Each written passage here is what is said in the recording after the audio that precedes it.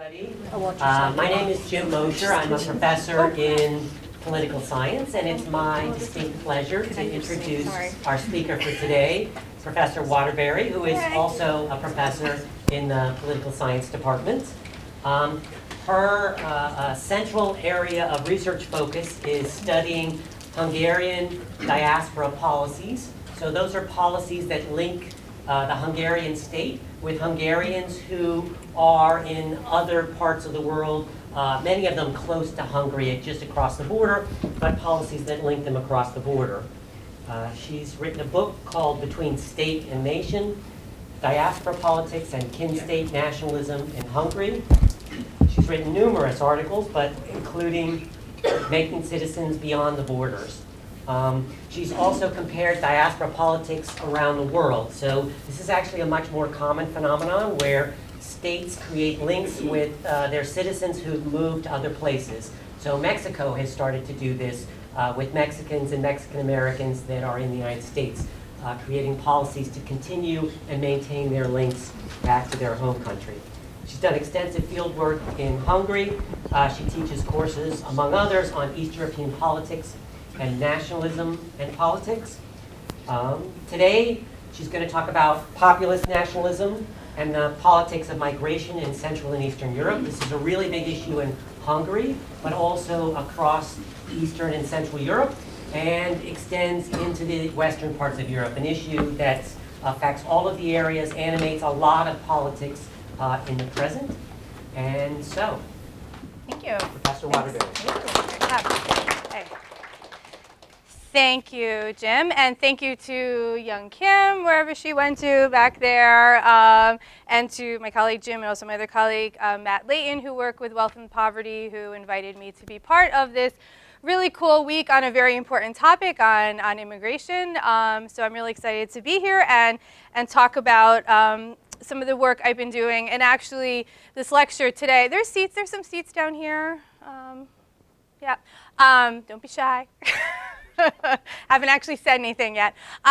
So some kind of recent work I've done, and so much of this talk is based on actually an article it's a work in progress. It's out for review, and so this is kind of new stuff for me too that I'm trying to figure out. And as Dr. Mosher said, maybe it's a bit of false advertising that I kind of named the talk, Populist Nationalism, Politics of Migration in Central Eastern Europe, but I'm primarily going to be talking about the case of Hungary, which is not just because I study Hungary, but as I'll talk about a little bit, Hungary kind of became one of the main spots of contention about this politics of migration in Eastern Europe, particularly around the 2015 influx of what I'm going to call refugees/migrants coming from Syria, Afghanistan, and Iraq that kind of created this current conflict throughout Europe, Western and East Europe, about the resettlement of refugees and this kind of panic about an increase in migration. So I'm just going to give you a brief overview of what's kind of the fundamental puzzle that I'm going to try to unpack, and then I'll talk about some stuff more in depth. So what I call the Hungarian puzzle is the fact that you did, in fact, have an influx of refugees/migrants. And I say refugees/migrants because people, again, a lot of them were coming from Syria, some from Iraq and Afghanistan, going to Hungary and then other parts of Europe. So clearly, if you know anything about geography, Hungary does not border Syria, right?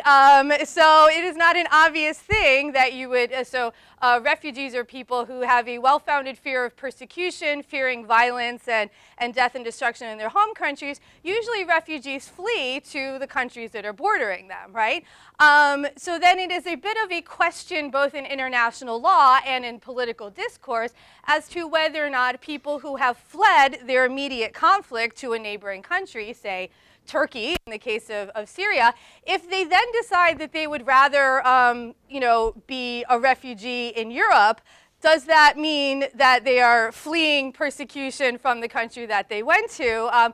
Or do they then get considered as more like migrants, right? People who are choosing to then go to a country where they would have more economic and educational opportunities, right? And this is not just important because it's you know, a semantic issue, but also in terms of how countries have to treat them, right? Because if someone is considered a refugee or asylum seeker, technically they're under protection of specific international laws. If they are a migrant, then really countries can let them in, not let them in, treat them basically however they want, right? So many countries would have sort of incentive to treat people who left their countries not through choice, really, but because they were fleeing, you know, violence and death.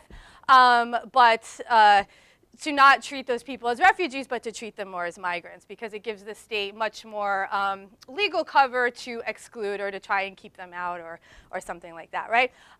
So again, my use of sort of refugees, migrants is you know, reminding of this fact that this is kind of contested language, right? So you do have this influx in the spring to summer of 2015, and I'll explain why they end up going to Hungary in a minute. So you do have, you know, tens of thousands of refugees or migrants flowing over the southern border of Hungary, but in reality, very, very few actually stay in Hungary, okay? So that's one point. This very small number of people who actually stay in Hungary in this moment of influx generates a massive, you know, xenophobic propaganda campaign against migrants, against refugees that continues until today. Even though this kind of large influx wave has not really continued, the numbers, people coming from outside of other European or neighboring countries is trickled to a crawl, there is still now this massive state-sponsored propaganda campaign. So at the same time as all this is happening, a lot of Hungarians are leaving Hungary and going to richer countries in Western Europe. So at the same time as the government is generating this massive, migrants are horrible, it's ruining our country, the same time as that's happening, increasing numbers of Hungarians are like, okay, we're going to go to like Germany or the UK because we can make more money there. So there's a bit of a tension here about you have these sort of different waves of mobility and migration, right, you know, going on.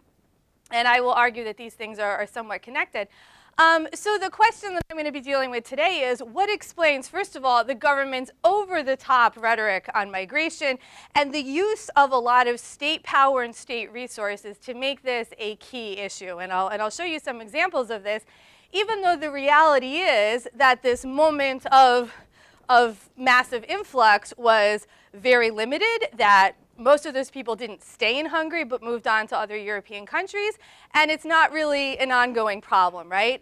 So kind of what explains this over-the-top rhetoric that continues, and then how do we kind of square this issue that a country can demonize migration as something inherently bad at the same time as many of its own citizens, or more of its own citizens, are becoming migrants themselves, right? And so by doing so, I think we can highlight some of the tensions that are happening throughout Europe in relation to, you know, mobility, the crossing of borders both within Europe and into Europe, you know, identity politics, and this issue of populist nationalism that I'll get to. So that's my kind of basic puzzle that I'm trying to explain. So again, a little more background on this migrant-refugee crisis, and again, I put crisis in air quotes because, you know, as we've seen sometimes with the US border politics, you know, how we understand the term crisis politically is not always reflected in reality, right? So what does a crisis mean? Okay, are 3,000 people in a caravan entering a country, you know, like the United States really a crisis? But this is how it was seen. So part of this crisis, this moment of influx, emerges out of the fact that you have many Syrian refugees who ended up in camps in Turkey, in Lebanon, in the neighboring countries. They were in these camps for years, many of them. They didn't really have many opportunity to get jobs or send their kids to school. So reasonably, rationally, many of them tried to get to countries where they could wait out the war in a way that would allow them to have jobs, make money, send their kids to school, right? Like have a life. And I'll show you on the map for a second why this becomes an issue in 2015. And it does help to look at the map. You start to get different countries like Bulgaria putting up partial fencing in different places. This is important to, again, understand why the route to Europe goes through Hungary in 2015. And so you could see Turkey over here. So again, you have a number of Syrian and Iraq and Afghani refugees who end up in Turkey.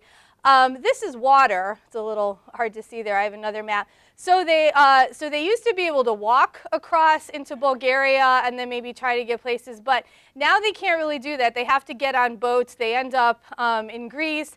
There's some crackdown. So anyway, they're trying to make it through the land route after going by sea to Europe in this midst of hearing news that all these countries are putting up fences at their borders to stop them from trying to get it. So a lot of people are trying to get there, and as you see, you walk through, this is all different parts of what was Yugoslavia, former Yugoslavia, and then eventually, and it took Hungary a while to actually build up their fence, but there was in the spring and summer of 2015 this route to walk, overland after you took this perilous journey over the sea from Turkey to Greece, to walk over this border into Hungary, and that would get you into the rest of Europe. Okay. So there was, a very specific reason that other countries' desire to shut their borders more kind of created this situation of going to Hungary. So another part of this is that the reason why Hungary is so important is because Hungary was literally the gateway to Europe. And what I mean by that is the European Union. So Hungary is a country that is part of what's called the Schengen borders. So this is the common border regime of the European Union. And so Hungary's southern border with Serbia was literally the hard border of the European Union. Serbia is not an EU member. It's still not an EU member. It wasn't an EU member in 2015. We might consider it geographically in Europe, but it's not a member of the European Union. So if you can make it from Serbia to Hungary, you enter the European Union. Once you're in the EU, there are no internal border controls. So theoretically, you can get anywhere else in the European Union once you make it there. Right, so this is why people were trying to get into Hungary, not because they wanted to go to Hungary. I mean, it's a lovely country. I've been there, but they speak a weird language. It's a small country. They have a decent economy. But if you're gonna, risk all this to get to Europe, like you want to go to Germany, you want to go to the Netherlands, you want to go to somewhere that has a lot more resources and opportunities, and where they don't speak such a weird language, right? They speak, English or German, something more clear. It also kind of shows that what's called the Dublin regulations start to fail. So according to European Union law, any asylum seeker or refugee was supposed to apply for asylum in the first country of the European Union they entered. So that would have meant that according to law, all those, upwards of 78,000 to 100,000, primarily Syrian refugees who made it across the Serbian-Hungary border should have been processed. Their application to, have asylum and to stay there should have been processed in Hungary, but they had so many people coming in, they were completely overloaded administratively, so they basically had to just let people keep going, make it to Budapest, which is the capital, get on buses, get on trains, and let them go to Germany. Hungary threw up their hands and said, no way can we process all these people's claims. We're just going to let them go on, right? So again, even though there was the regulations that theoretically these people, once they made it to Hungary, should have stayed there and processed their application and then maybe get resettled, in reality, these people maintained their mobility and were out of Hungary pretty quickly. And Germany said, okay, we will set aside the Dublin regulations. Clearly, we are, you guys are overwhelmed, right? So that's how you get them coming through to Hungary, but then leaving fairly quickly, if that makes sense. Okay.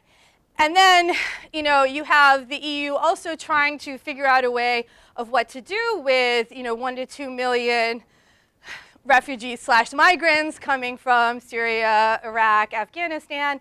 And they try and have this program to resettle different numbers of them, kind of distribute them according to a formula in different EU countries, right? Germany took the vast majority of them, but they asked other countries that were smaller with smaller economies to take a couple thousand, right? Not a lot.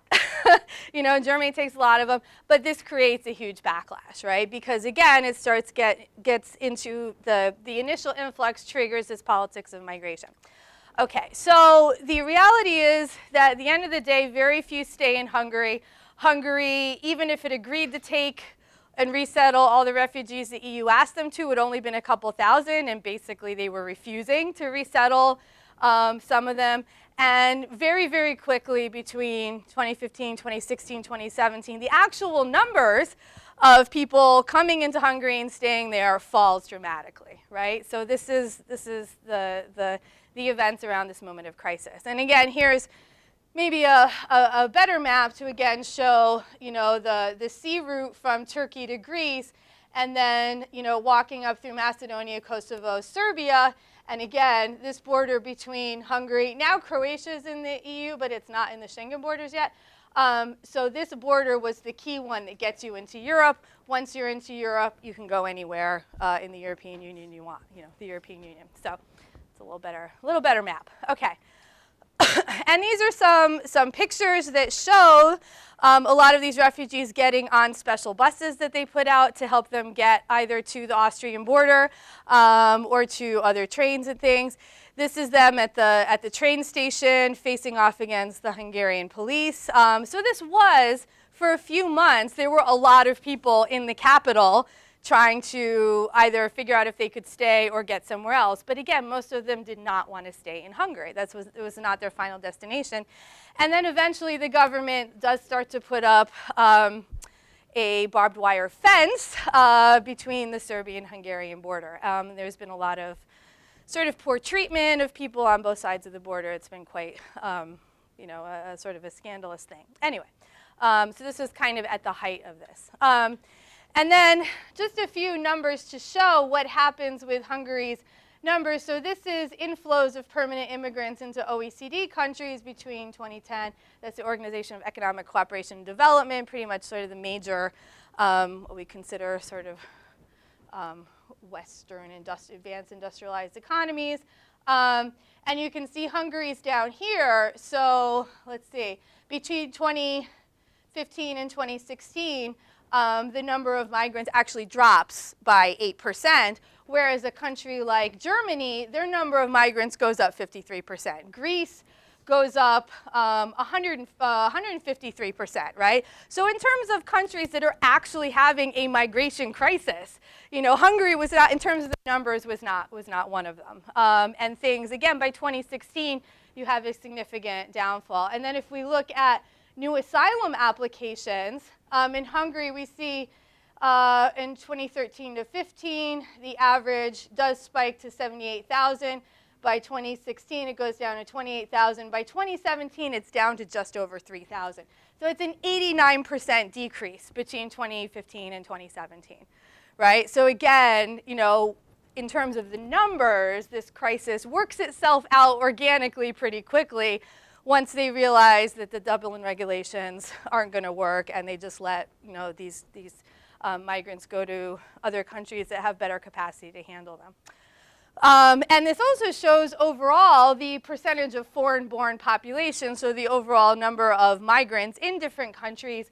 Hungary is all the way over here, and you can see the blue shows the 2017 numbers. This dot shows what it was in 2000. So you've had a slight increase over that time, but nothing like, you know, other countries in the EU like Germany and even other countries, obviously like Canada or Austria, right? So again, in the vast, you know, the vast relative scheme of things, Hungary does not have a lot of migration. Okay.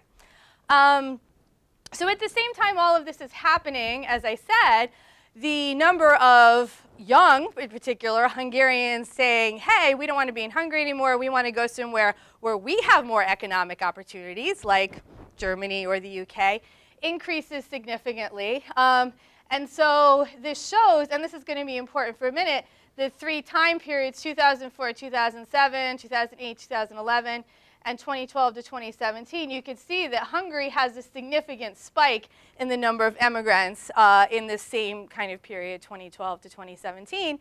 And this will become important because this period where more Hungarians are leaving is the same period that encompasses the control of the current Hungarian government, which are the ones that, engage in this massive anti-migration propaganda thing. But this is also important because a lot of Hungarians leaving Hungary, upwards of 600,000 in this period, may not seem like a lot, but Hungary is a pretty small country. It has just under 10 million people in its country. New York City has about 8.5 million people, right? I mean, so, to us in the United States, 600,000 people leaving, over a 5-year period doesn't seem like a lot. But if you're a small country and you feel like you're already experiencing a lot of demographic problems, labor market shortage, an aging population, low, birth rate, and you have particularly people from like your age to 40, the key kind of working age population, and the people leaving were highly skewed to that kind of, 25 to 45 age range. And those are the people that are leaving. That's a huge cause for concern, right? So, at that point, over 500,000 people. And then you had some polling data that suggested, like around 2017, that upwards of 1.2 million other younger Hungarians were thinking about migrating, right? So this is, this creates a serious sort of demographic, if we want to think in numbers, what's more of a crisis? Well, maybe it's the fact that a bunch of Hungarians are leaving, not that a few migrants have managed to come into your country, right? And we can even see in terms of polling numbers that like when the crisis was just starting, you had more Hungarians who thought that Hungarians leaving, Hungarians emigrating abroad was a bigger issue than migration or refugees. Right when the crisis is at its height, that number shifts a little. But then by July 2017, you can see that public opinion shows that more people are worried about emigration than migration. Emigration, you stick the E on it, it just means people who leave a country. Migration often means people coming into a country. And this makes sense because given the low number of people who actually refugees or migrants who stayed in Hungary, much more likely that you personally would know somebody who had left or was thinking of leaving and moving to other parts of Europe than you might have ever had a chance of seeing or running into a refugee, right? Particularly if you weren't hanging out in Budapest in the middle of the summer, where a lot of people are on vacation anyway, right? So in terms of your personal interactions, right, you probably have friends or family members who took off and who are now working in Germany or Austria or the Netherlands, probably far more likely than you had any actual interaction with a Syrian, in your country, right? Okay, so you have this massive government anti-migration propaganda campaign, which has a few key characteristics. So the first key characteristic is that the government employed this really intense rhetoric, not just saying that migration was primarily an economic problem, but also a severe cultural threat. So just to give you a few tidbits of this, the prime minister, who was named Viktor Orbán at the time, argued that migration would lead to the alteration of a country's ethnic makeup, which would be an alteration of its cultural identity, and this was something a strong country could never afford to do. That in fact it was the project of the government to actually protect the ethnic and cultural composition of the country, and that migration was going to destroy the European way of life and all that we've achieved by becoming a country that is not built on immigration, but on our own national culture and our Christian traditions, right?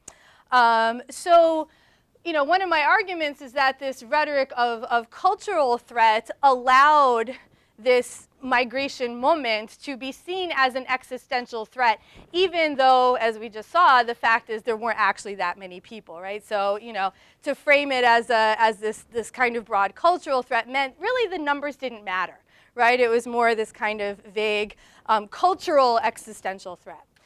They also redefined, I would argue, migration, right? I think most of us, when we think about migration, we think migration happens when you move from one country to another, right? Is that pretty standard?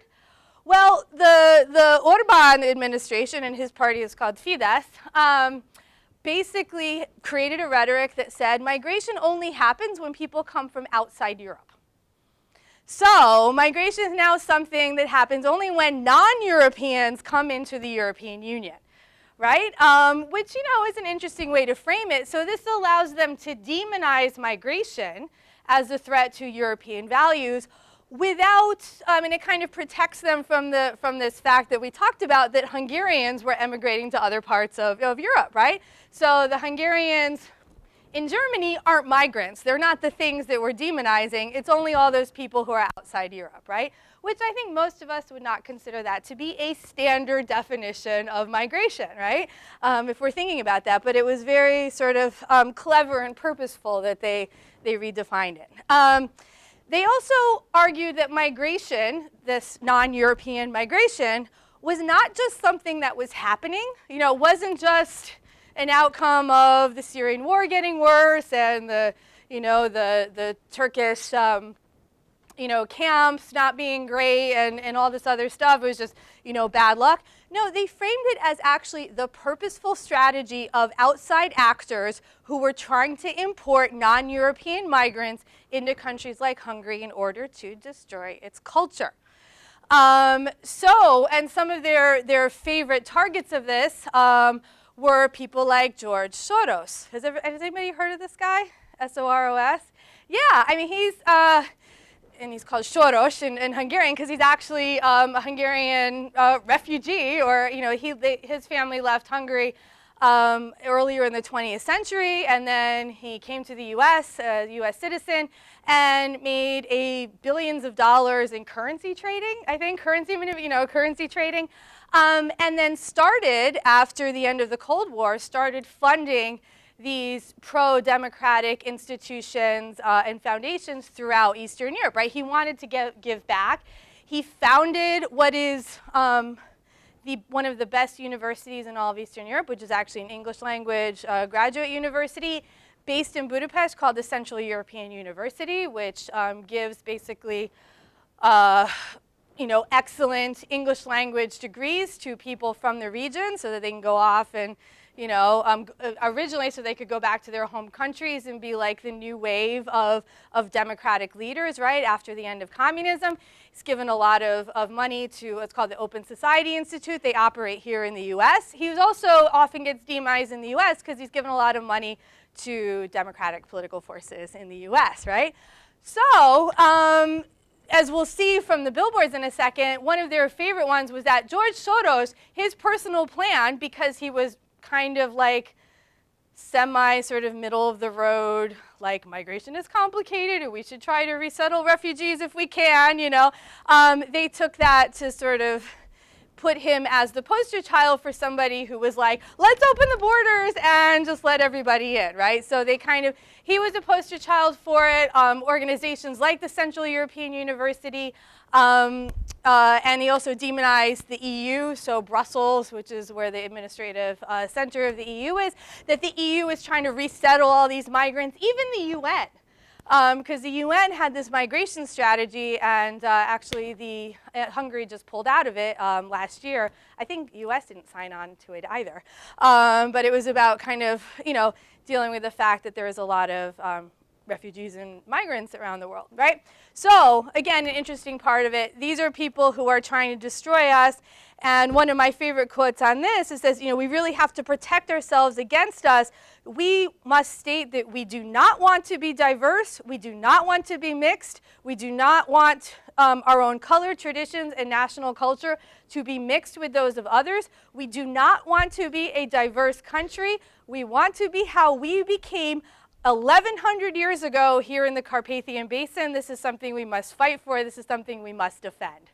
So basically Hungary back in when it was still like Magyar tribes and that's the ideal Hungary, right? So a very strong statement that all this like external multicultural crap, That's not what we want, right? We have to defend ourselves because these outside actors want to change that, and we don't want diversity.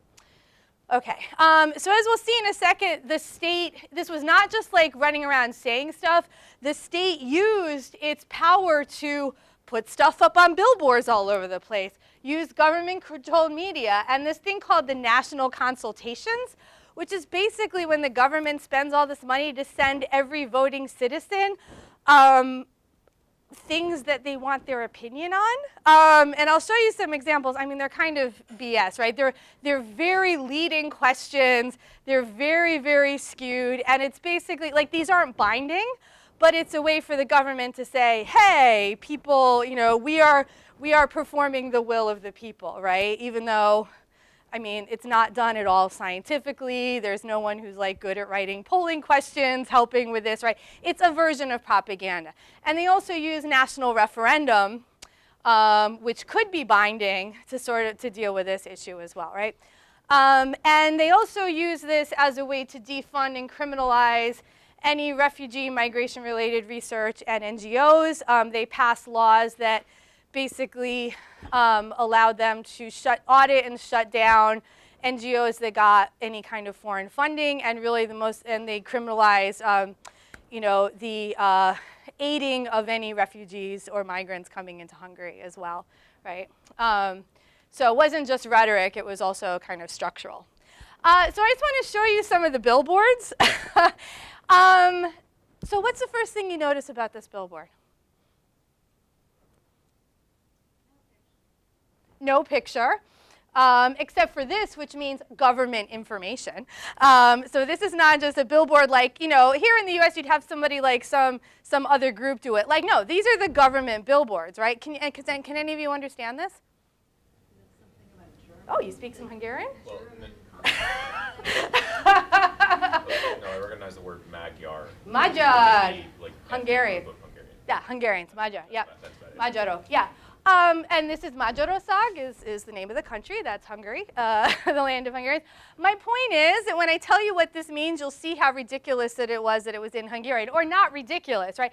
So this says, if you come to Hungary, you can't take Hungarian jobs.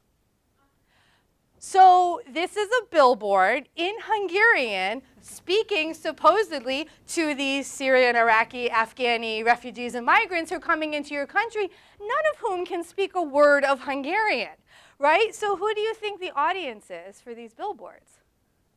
The actual audience. Hungarians. Yeah. Is there a reference to the German consulate helmet? Oh, no, that's national consultation. So this was around one of those national consultations that I just talked about. So National Consultation on Immigration and Terrorism. So not just immigration and terrorism, right? Go together like peanut butter and jelly, right? So they had a number of this billboard campaign. This was ostensibly saying, you know, we don't want you migrants, or if you come here, you can't have our jobs. But it was so clearly for a domestic political audience, right? This is another one. If you come to Hungary, you have to abide by our laws. I like how there was a little, social pushback. You know, people, were crossing out some of it. These were all over the place. Oh, here's a great one.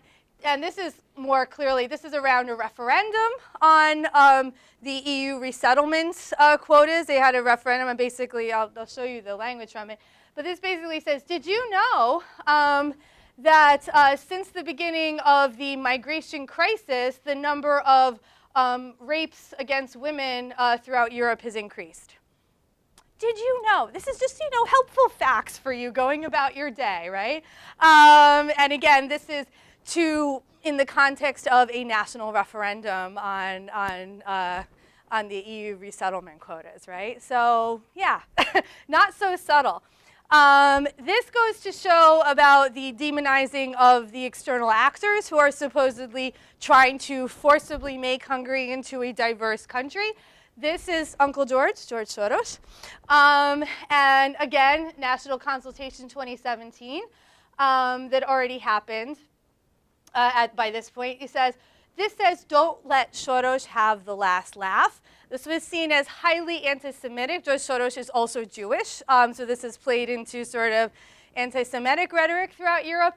And many people kind of said that this sort of, you know, picture that kind of makes his nose look bigger than it actually is, that it was playing into anti-Semitic tropes, right? You know, this idea that, like, you know, rich Jews control the world, and this is our rich Jew enemy because he was a Hungarian, but he went to the dark side, and now he's trying to use his money and influence to destroy Hungary.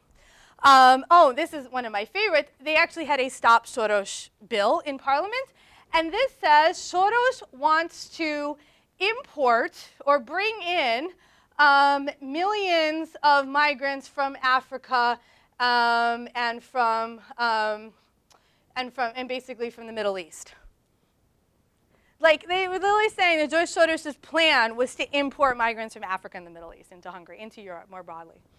So again, not just something that's happening, but a purposeful strategy by outside actors, right? Here we go, pissed off at Brussels. So our message to Brussels, send a message to Brussels so that they understand. And again, this was in the context of this referendum on whether or not Hungary should fight against the refugee quota resettlement program. And then this one, we need to stop Brussels.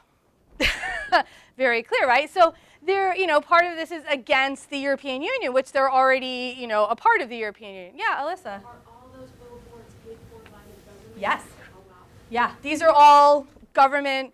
And actually, I mean, I don't want to get too much into this, but, you know, part of the issue that's happened, that they've passed laws since 2010 when this government came into office, that has made it much harder for non-government entities to buy billboards at all. So they've almost cornered the market on these kind of billboard propaganda campaigns. The only ones that end up allowed to put their billboards up are ones that are basically like friends with the regime, right? But yeah, these are all, and again, around these moments of a national consultation or a referendum, right? So again, I don't want to get too much into this, but just to give you some of the language on these national consultations. So this was the one in 2015. Do you agree with the view that you know, the mismanagement of the immigration question by Brussels has something to do with increased terrorism, right? What are you supposed to think about that? Economic migrants crossed into the border illegally, and there's been a 20-fold increase in Hungary. Would you support Hungarian government having more stringent regulations in contrast to Brussels' lenient policy? Do you agree that support should be focused on Hungarian families rather than on immigration? So this is your choice, Hungarian families or migrants, right? So that was the 2015 version. This was the referendum in 2016. Do you want the European Union to be able to prescribe the mandatory settlement of non-Hungarian citizens in Hungary, even without the consent of Parliament? Now, this failed.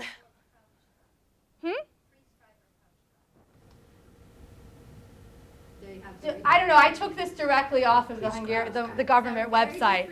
That's almost the opposite. That's their official translation, so that's interesting, which is not always right. So I would give you that.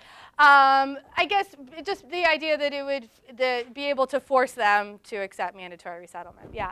And this failed due to low turnout, but just because a referendum in Hungary can only pass if more than 50% of registered voters vote one way or the other, right? So the people who didn't support this referendum had a purposeful campaign to just not respond. So they did that on purpose, or they crossed out everything. So it was kind of like that was their civic action. So of the people who said yes, 98% of the people who sent stuff in, 98% of them agreed with this, but it was basically only the government supporters anyway, right? And so you didn't get that 50% of registered voters saying one way or the other, so it fails due to low turnout. But the government was able to say 98% of the people who voted in the referendum agreed with this, right? So they used that. And then this is a more recent one, National Consultation on the Protection of the Family. The very first bullet point of this long thing was basically demographic decline being a significant problem.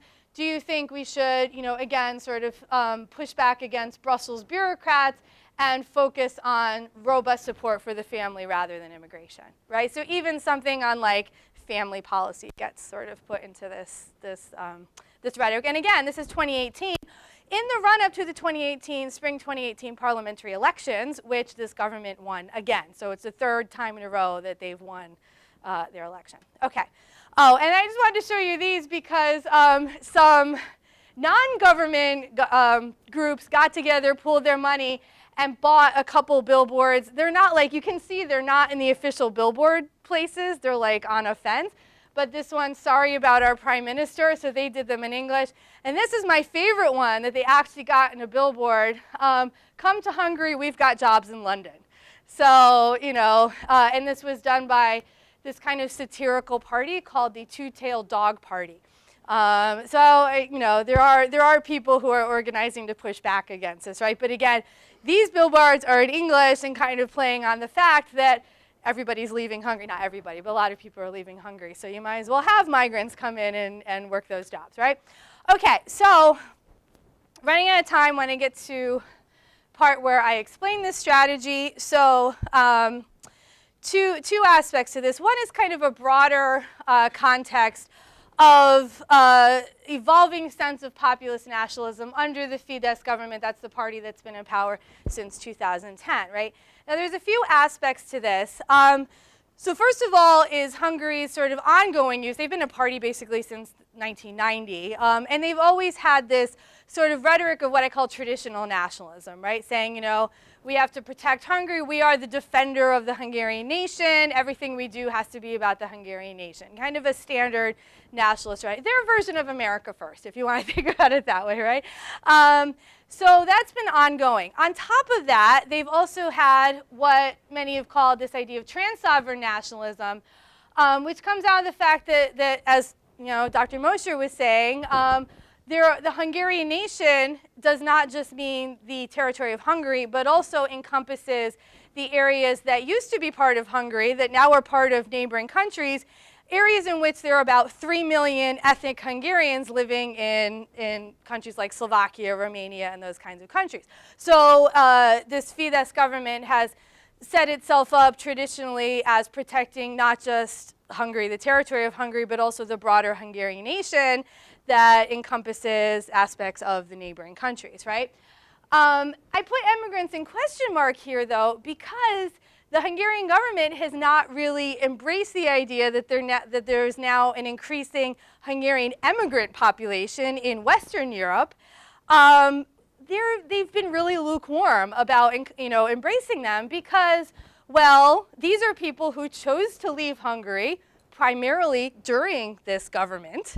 They are not, the tragic historical Hungarians who, through no fault of their own, ended up living in another country because World War I happened and all the borders changed, right? So that's a population that you can get really like nationalistic about, right? The poor, suffering victims of history versus Hungarians were like, screw you, Fidesz, we're going to go work in Germany, right? So you can kind of see why they might not be so, invested in the immigrants. But so I argue that this has now been expanded over time so that Fidesz can add to its traditional and trans-sovereign nationalism a few other things. One of these is this idea of protectionist nationalism, which is primarily something that you've seen over the last 10, 15 years in Western Europe or in countries like the US, where you have a lot of migrants coming in from different countries, including other European Union countries.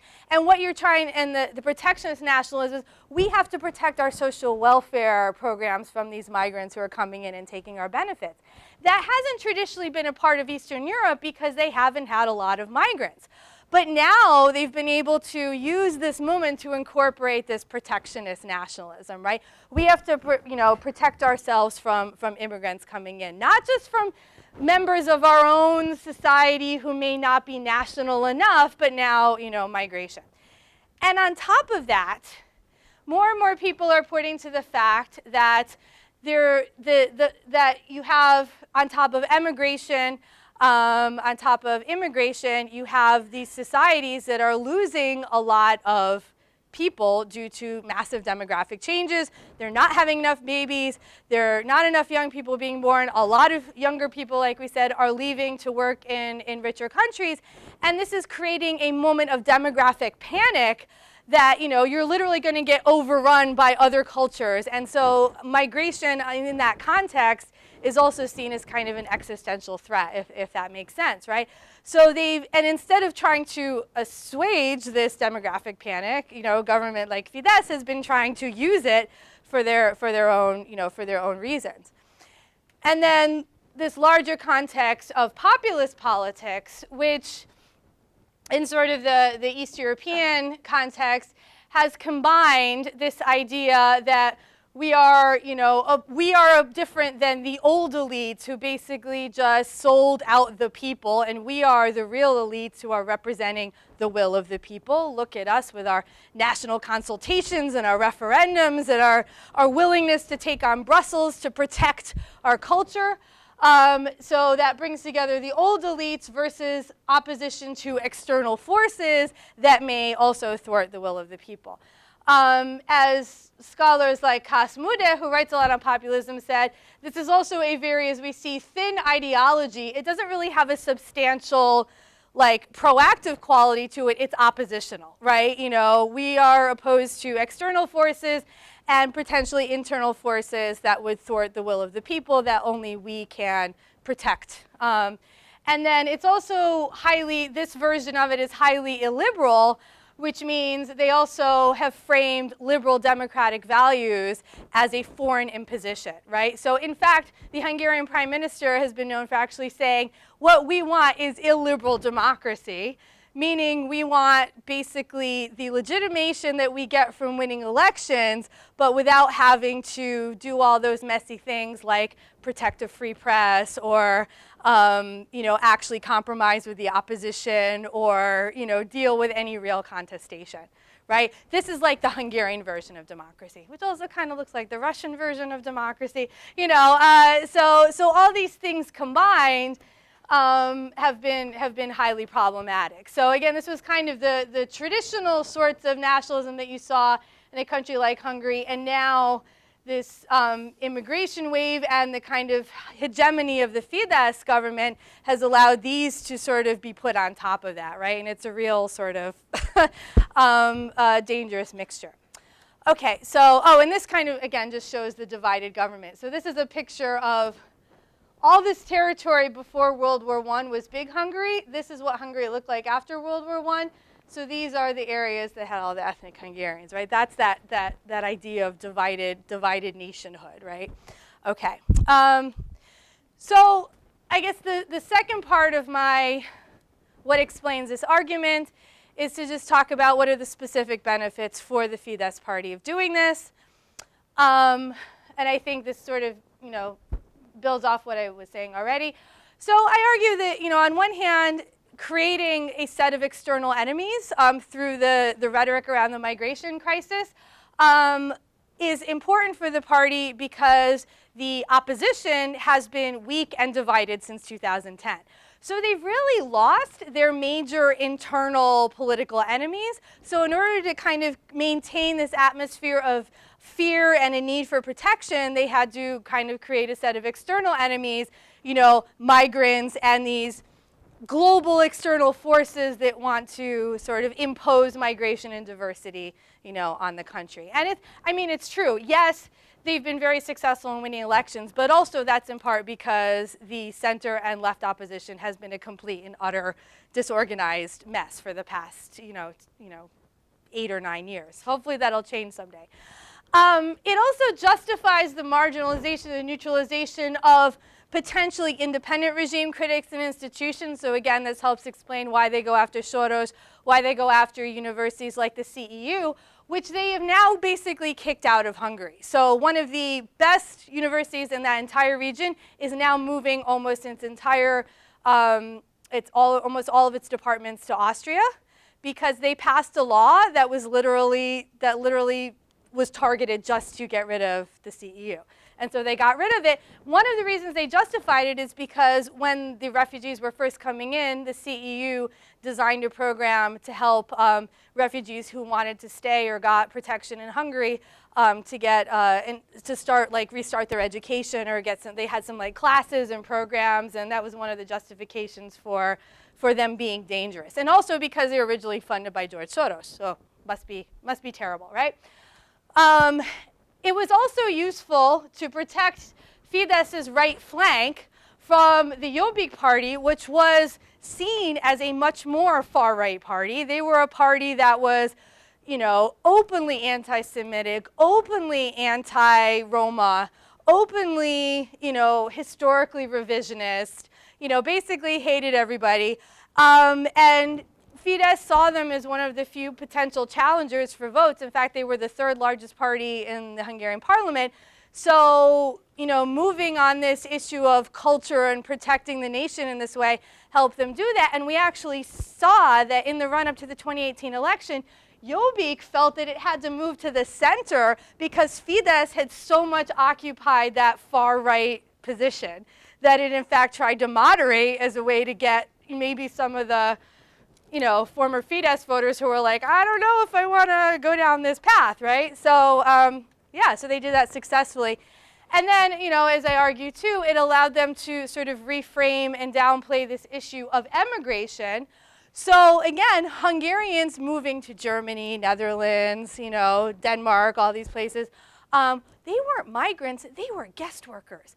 They were young Hungarian adventurers who were just, you know, living the good life in Europe. You know, one of the benefits to being part of the European Union is that you can basically go anywhere you want without a visa and things like that. So they're just, you know, sowing their wild oats, and they're going to come back and, you know, do that, right? So basically, they were able, through their discourse and strategy, to say that there really are no Hungarian immigrants, you know, because emigration only happens if you go in or out of Europe. So if you migrate somewhere in Europe, that's not really migration, right? So it also protected them on this issue, which, you know, as we saw from the polling numbers, that a lot of people felt was a much more sort of serious thing, right? The fact that like a bunch of your friends and family are no longer living near you, they're moving to other countries, right? Not very good news for a government that's stated their whole issue on, you know, being the voice of the people and protecting the nation when, you know, everybody like you guys, you know, college-age students would be like, I don't know if I have a future in this country. I'm going somewhere else, right? That's not a great message. So it's kind of my overall argument that these are kind of the specific benefits that's been fairly successful, but there's potentially some chinks in the armor. And also to sort of say that Hungary is not the only country in this region that's had this anti-migrant antipathy, but I would venture to say that no government has been more complete in its use of state power and propaganda to use this issue. And ideally, I think Fidesz is trying to position itself or position Hungary as sort of the vanguard of a group of countries that's going to use this issue to push back against Brussels and the UN, right? So they're kind of trying to now say like, you know, get behind us and we're going to like fight the refugee resettlement and all of these issues. So they're kind of trying to use it to bolster its kind of position in the region as well, although I'm not sure that'll happen. So I'm going to stop there, and we have about 10 minutes, so if people have questions. Yeah, Alyssa.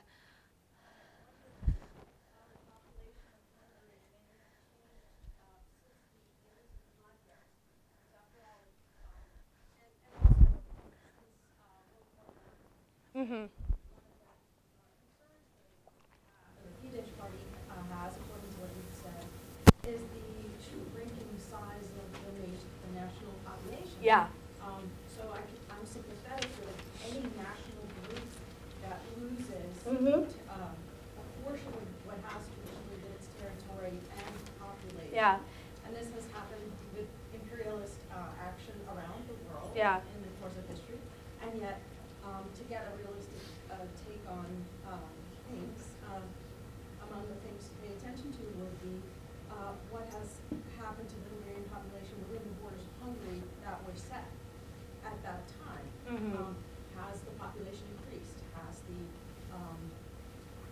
prosperity of the country increased?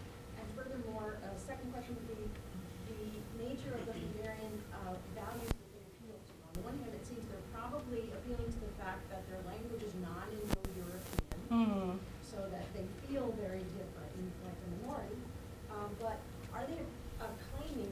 share specifically Hungarian values? And are they, in fact, standing behind this idea that they want to go back behind the modern era, all the way back to tribalism? Or do they represent modern Hungarian, do they say Hungarians today are, an admirable people?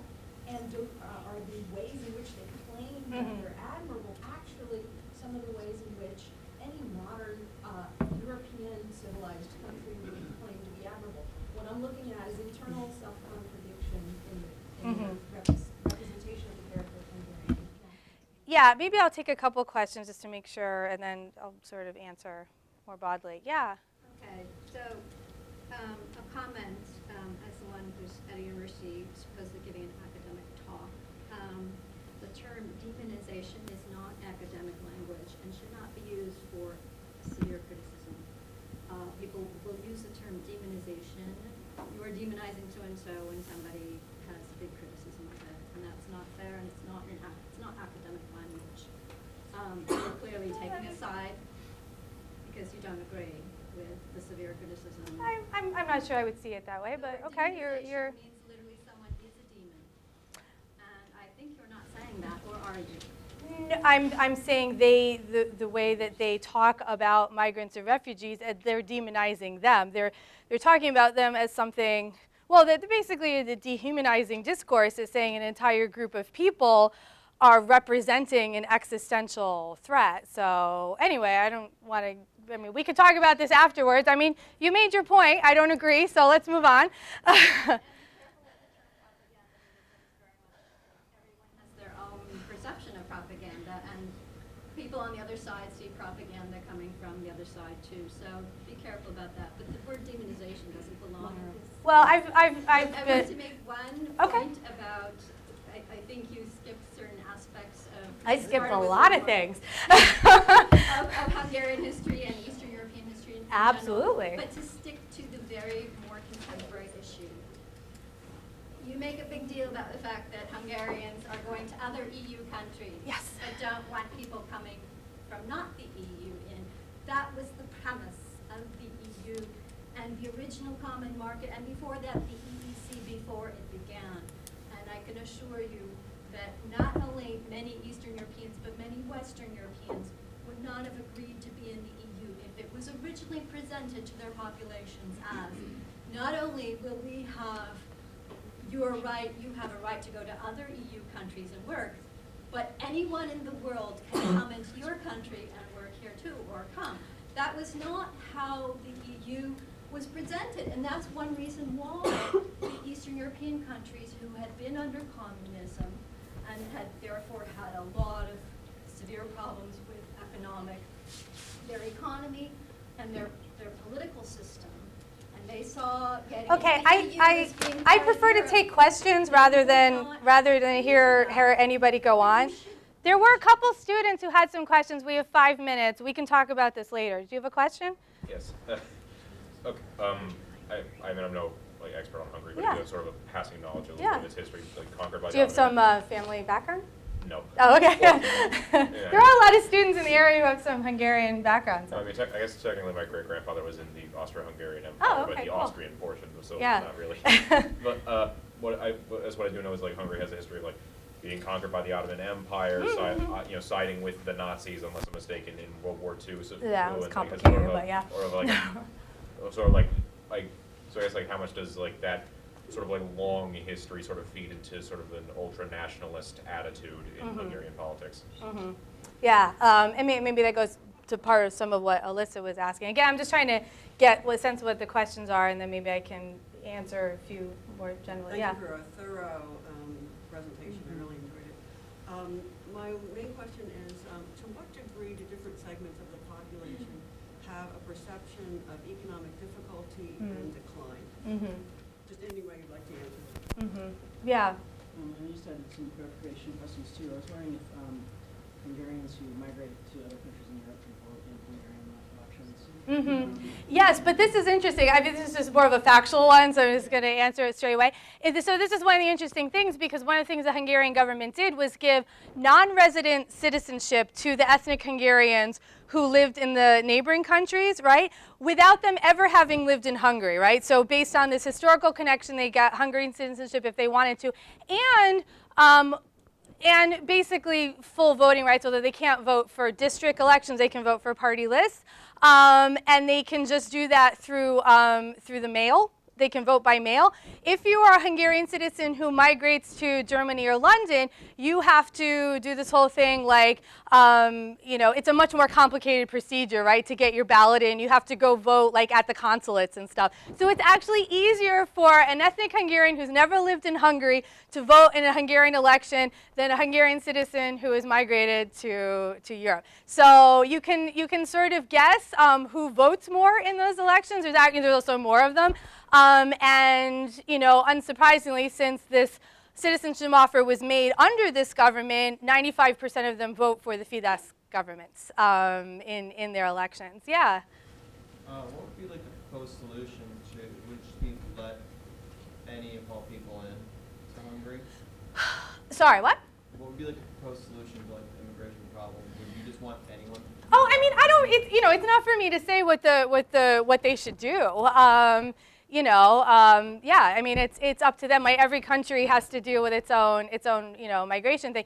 I guess I worry, the amount of time and political space and kind of using this issue as a way I see it for for going after different institutions that might be important for the overall health of the democracy and the civil society.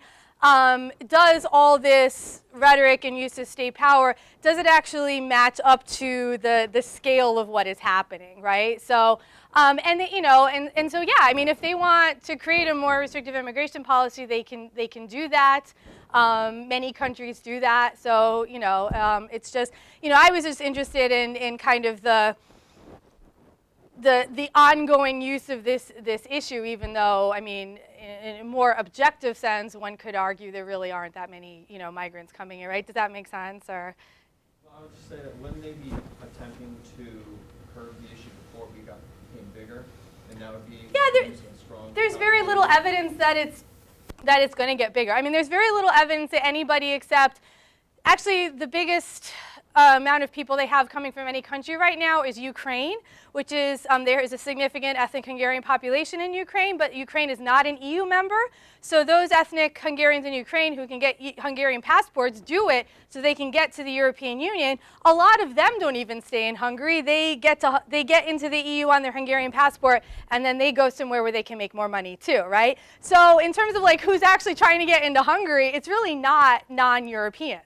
Like I said, Hungary's a great country, but there's a lot of other countries to go to in Europe, right? So, yeah. So I mean, immigration policy is always complicated, and that's, yeah. What motivated you to study this so deeply? Well, I mean, I've been studying. Oh, what motivated me to study this? I mean, I've been studying this part of the world primarily because I started college in 1990, and this is what was happening, right? It was the end of the Cold War.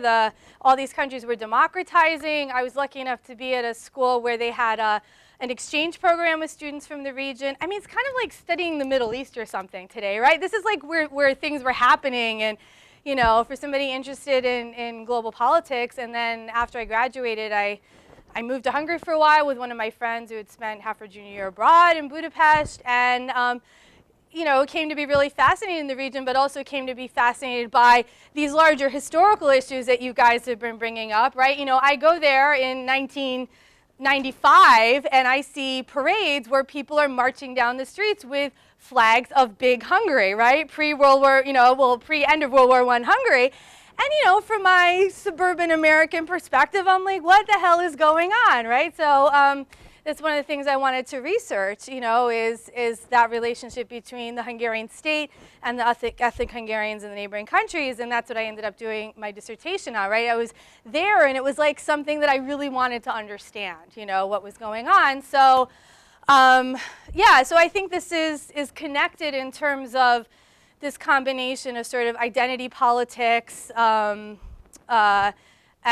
these issues of culture and who's moving across borders, politics across borders, but also people moving across borders. That's my simple answer to that question. And I also, I do it because I care about Hungary. I mean, again, like I said, I'm not going to tell them what their policy should be, but I am worried that as of this week, Hungary has moved, according to Freedom House, which, whatever. I mean, they're, a bipartisan think tank in D.C.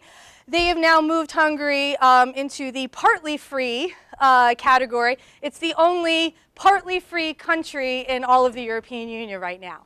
That to me is worrying. So I think the bigger problem is that I feel like that the migration crisis has been used in part to, as part of this larger campaign to roll back sort of democratic institutions and democratic norms, in the country. So I'm not as concerned about any one particular policy as I am sort of on the larger cumulative effects of this kind of politics, this kind of populist politics in general that says, we are the ones who are protecting the people against other elites who weren't really, you're doing things in your own interest, to all those external powers. We've got it under control, right? I mean, so I worry about the erosion of political contestation. I worry about the erosion of political competition. I worry about the destruction of independent sources of discourse and dialogue. I worry about the fact that the government is controlling more and more of the media. I worry about all these things because I worry about Hungarian democracy, Not that I don't understand some of these larger concerns. I just, as a larger package of things, I think it's worrisome, if that sort of makes sense. Yeah. What are some of the main similarities or differences that you see between our policies on immigration and their policies? Yeah, I mean, I think some of the rhetoric is similar. In terms of policies, it's really hard to compare because the United States has been a net immigration country for forever, pretty much, right? And I understand that for a lot of these countries like Hungary, dealing with actual, culturally distinct immigration is not something they've really dealt with much, right? So it's a new thing, and I get that people fear change. I mean, people want to protect their cultures. They want to protect what they know. And I mean, as, other people made the point. I mean, Hungary's a small country with a weird language. I mean, they've always had this idea like Hungarians are the Magyars in a sea of Slavs. There's nobody around them who speaks a language like them. They also are coming from, I think, as you were saying, a position where they were one half of the dual monarchy, the Austro-Hungarian monarchy, to go to a much smaller territory, losing a third of their population, 2/3 of their territory. I mean, these are hugely traumatic things, right? That still resonates in their politics today as the citizenship law and other things. So I think there's probably more differences than similarities, although one of the things I tried to point out is that this moment of migration crisis allowed them to kind of bring in some of that kind of add migrants as one of the things that they need to protect against, which is that really wasn't part of the mix earlier. So yeah, there's similar issues, right? I think we see that protectionist argument in the U.S. too, right? Not just about the economic effects of migration, but also the cultural effects, right? This argument that we're going to be importing bad hombres who do bad things. What's going to be the larger? We always have that discussion, right? There's always that one group that's going to come in and destroy the United States, and we always manage to deal with it, right? But every single wave of migration, that's the one that's going to end it all, and we're pretty good at integrating people into this country. Other countries have not had such a history of that, right? So I think it's it's different, and also there are. The numbers of people coming to the United States are much more significant than for Hungary too. But was there one last question? I was just kidding. You kind of already covered it. But I was just going to ask about able to expand about particularly in the U.S. Populism right now under our current administration, how we're seeing that, and also in Western Europe too, France especially right now, how they're dealing with their immigration. So. Yeah. Yeah, no, I mean, I think there's a lot of that going along. I think there's been, the last decade has been a moment of a lot of economic dislocation and concern, a lot of change. I think the fact that Europe has, had to deal with its own issues of integration, about people who are there because of sort of post-colonial ties, but then on top of that, the fact that, yes, Europe has become a destination for areas of the world that are under significant conflict, that the rest of the world has not been too good about sort of helping to end. Yeah, so I think there's a lot been going on that has sort of raised anxieties, allowed for a lot of this type of politics to emerge in different places. The challenge, I think it's been more or less successful in different places. And I think Hungary is one of the places it's been, more successful, and in part because the government has basically a lockdown on the politics right now and has since 2010. I do think there's a point at which that's not really going to fly as much anymore. I mean, especially as the number of non-European migrants continues to fall, and that people care about other things, right? I mean, I was just talking to my colleague, Dr. Burgess, the other day about, these really interesting protests that happened in Budapest over the last month. Had nothing to do with migration. They're pissed because Hungary passed a law that allows corporations to force their workers in Hungary to work more hours overtime without overtime pay. Right? Real pocketbook issues. Has nothing to do with migration. The government's the one that passed this law. But, they're sure as hell going to talk about migration. They're not going to talk about this law that everyone's pissed about, right? So, I mean, I think every government does that to a certain extent. Like, don't talk about the thing that we did that pisses you off. Look at these other things, these other people who are doing all these bad things, right? You always want to, kind of distract people. But, I think maybe Hungarians are not being as easily distracted anymore by some of that stuff. So we'll see, and hopefully the opposition will get its act together. I mean, not because they're perfect, but because I think it's good when the same party doesn't win election after election after election after election, right? I mean, this will be three in a row, which is a little problematic. They've also changed the electoral laws to make it easier for them to win elections, but that's a whole other thing. Susan? Yeah, that's what I was going to ask about. Just, first of all, excellent talk. I thought that you laid out the empirical basis for making the claims that you make, and then the theoretical, explanations. Really good. So it wasn't just sort of, I beg to differ that it was demonization, and I think that that's a word in the vernacular. So nice talk. Thank you. But what I was going to ask about was, the potential for better organization on the center and left going into the future. What do you think the best hopes are in that way? Yeah. Again, I mean, this is a huge thing. I think they need to. The problem is there's like a whole bunch of opposition parties, and they keep splitting. And so there's a lot of factionalization in the opposition, which is lessons that we've learned from, let's say, some of the competitive authoritarian regimes that were in places like Serbia and Croatia earlier on. One of the lessons was if one party is in kind of a hegemonic position and is trying to increase their hegemonic position, you have to have a unified opposition and one key election where you can try and really make it a referendum on the existing government, not, a popularity contest among, 7 different opposition parties. There's a lot of talk about that. I don't know if it's going to happen. And also they're trying to figure out what the hell to do with Jobbik, which is the far-right party.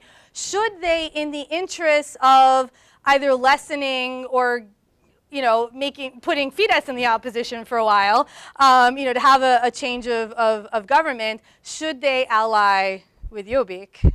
Because, but that's a real strange, there's a lot of, you're basically asking the center left to get into bed with the far right party. Yeah, so some of the organization around, one of the things that I think you were very careful about was you didn't even use the word fascism, which one readily could, in talking about this kind of situation. So my question is the left and the center organizing themselves come together as against fascism? Is that a part of the mobilization?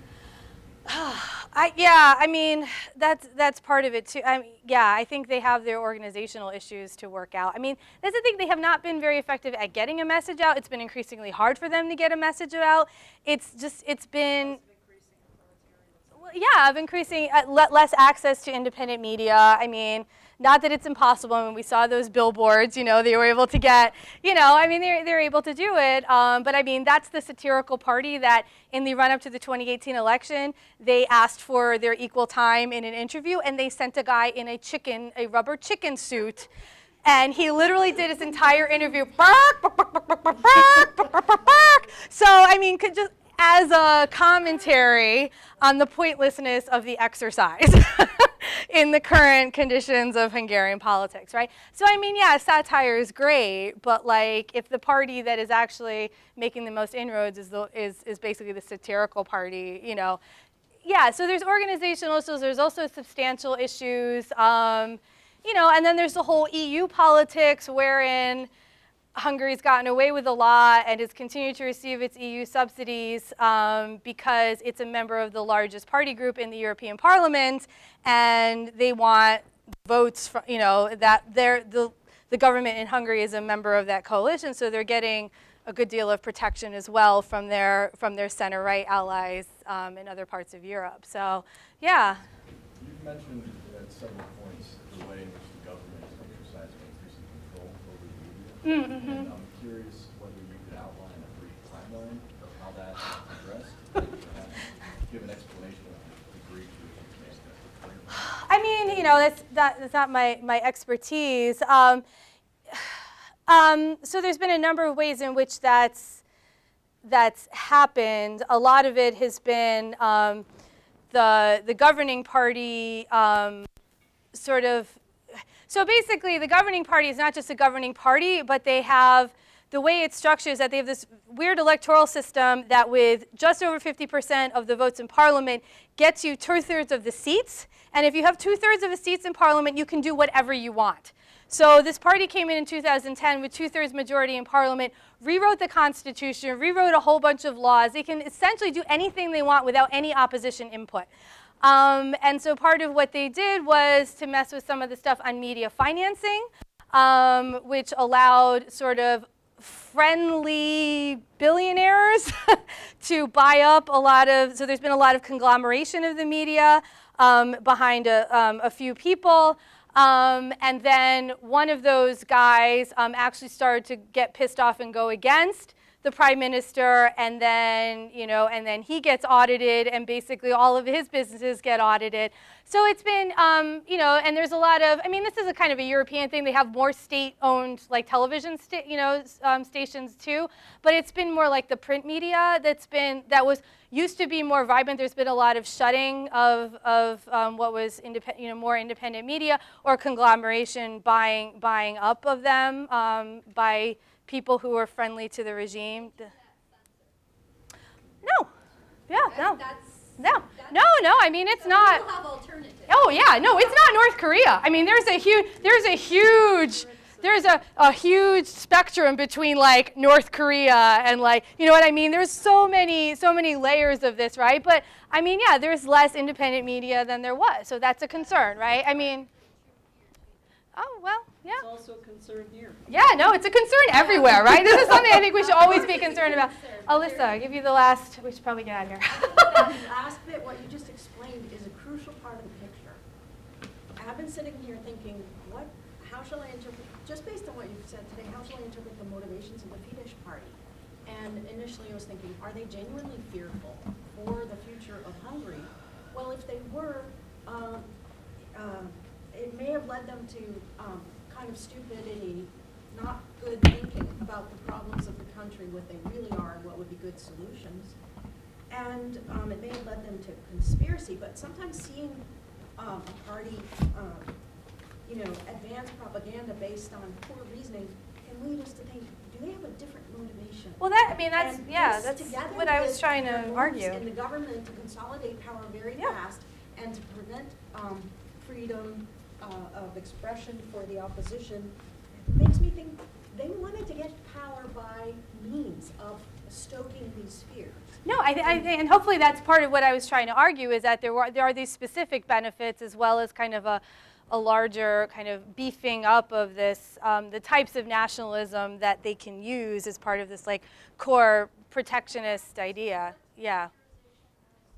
Fascist. Well, I wouldn't go there yet. I mean, I'm not a huge fan of the fascist thing. I think it's very like, anyway, but that's again some, you know, semantics. But yeah, I mean, they were in power from 98 to 2002, and then they lost power to the center left, who won the first incumbent election since the end of communism. So the center left was in power from 2002 to 2010.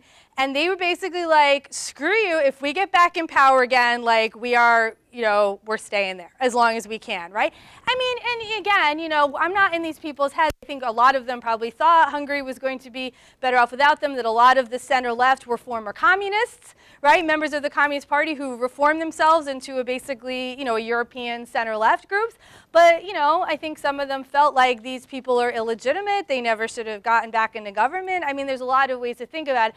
But yes, I do think there was a very self-conscious desire to put themselves in a position to continue to winning elections.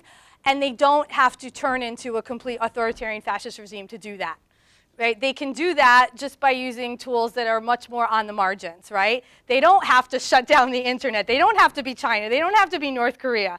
You know, they can basically do it through a somewhat compromised democracy. And we see that in many places around the world, right? Yeah, anyway. Yeah, okay, thank you. Thank you all.